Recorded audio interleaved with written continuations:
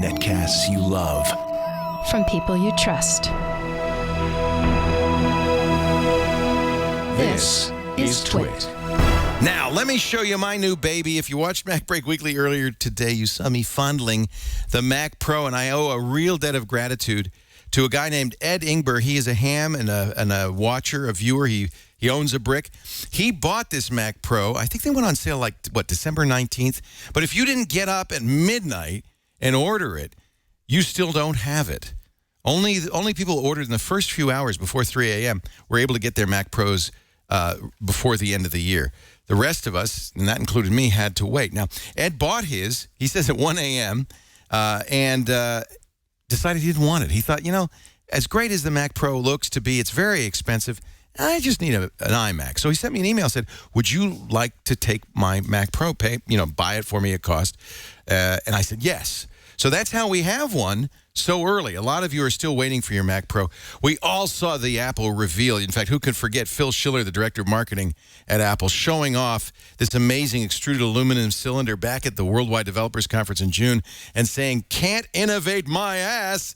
Well, it is innovative. In fact, this is a very interesting design. At first, and I have to say I was one of many people who kind of poo-pooed it, saying, oh, they're just showing off. But I got to tell you, they're not. This design is actually very practical. Now, this is a very dense, thick, extruded aluminum. So, of course, this conducts. And then there's only one fan, and it's a big fan in the bottom that blows air up through a hollow core, a thermal core in the middle, and then out the top. So the key on the new Mac Pro is that you have to keep the bottom clear and the top clear. Now, I've exercised this thing like crazy. I've made it do the hardest work I've made any computer do, and it never even broke a sweat. It literally did not get hot.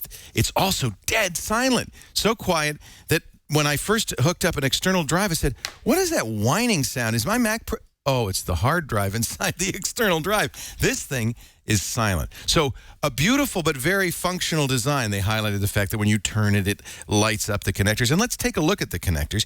You'll see 4 USB 3 connectors.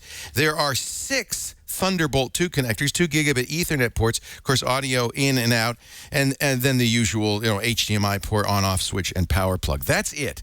This is there's one more switch, and I don't know what's going to happen, but I'm going to take a chance. You can also I'll have to disconnect everything, but you can lift this off. I should do that, shouldn't I? I'll do it at the end. I'll tell you what, because I'll have to disconnect everything. But you can lift this off like Darth Vader's helmet and see inside it. And you see what a beautiful design this is. No moving parts. It's one of the reasons it's so quiet. SSD drives, dual PCI Express buses. That means they're very, very fast. The ROM is removable and upgradable. One of the few things you can upgrade in here. Although Other World Computing, when they took it apart, and iFixit too, noted that the CPU, the Xeon CPU in here, was socketed. So in theory, you can upgrade the CPU at some point down the road. You can also, in theory, upgrade the dual video cards in here. Now, the starting configuration is a whopping $3,000. And by the way, that doesn't include mouse, monitor, keyboard, just the cylinder, a plug, and 2 black Apple stickers. $3,000. You may be spending even more. You'll see the next level up, the 6-way Intel Xeon E5, running at 3.5 gigahertz is $4,000 with 16 gigs of RAM.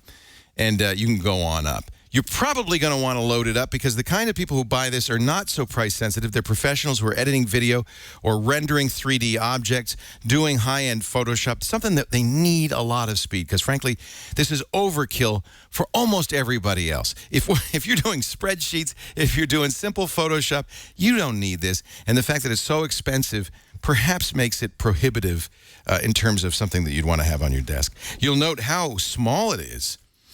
You really don't get a sense of it until you're in person. In fact, it's easy to lift. Oh, I shouldn't have flipped that switch. Well, as long as we've done that and rebooted the machine, let's unplug it and I can show you what's inside here. I flipped this unlock switch inadvertently, and so now I can just lift this off, and you can see, here's the fan, here's the thermal core going through. The CPU is underneath in here. It's got dual GPUs. There's one. There's the other on top of that. I believe that's the hard drive. This is the RAM on standard sticks there. and the connectors. The reason there's so many connectors, well, there's really very little you can upgrade in here. You're absolutely going to want to get, for instance, an external Thunderbolt 2 drive. You're going to want to get a 4K monitor. It's fast enough to support that. But here's the problem. If you buy it right now, there are very few good Thunderbolt 2 choices.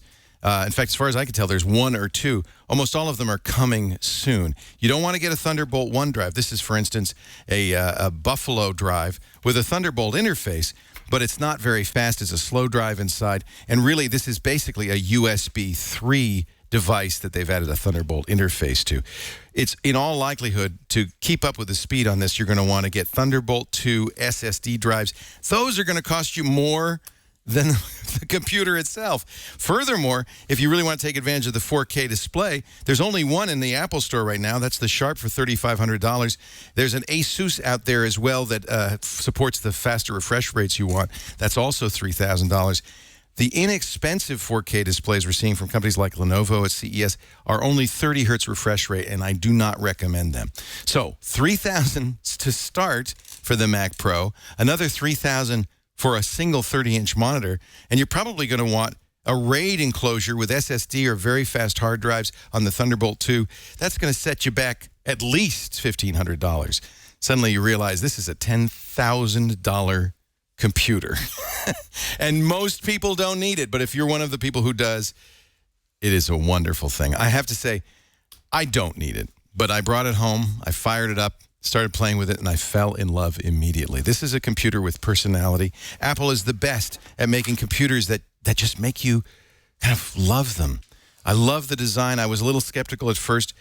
If you need a computer with this kind of power and you know who you are, there is nothing, no PC, nothing that can compare to the brand new 2013 Mac Pro. Pros and cons. The pros, of course, the design. The industrial design is gorgeous, well thought out, and highly functional, I have to say. It really does the job. It's also extraordinarily fast. When I did the benchmarks on the SSD, I saw speeds that I'd never seen before. It reads, according to the Black Magic Disk benchmark, it reads these internal SSDs at very close to a gigabyte per second. Imagine transferring data at a gigabyte per second. Unbelievable. The cons, well, you're going to need some very expensive peripherals. In fact, the whole thing is just ridiculously expensive. However, I've got to say, if you're the person who needs this kind of speed, or you've got enough money and you really have an appreciation for design, there's no question in my mind this is a buy. I like this better than I thought. This is the Mac Pro 2013. Apple's just knocked this one out of the park.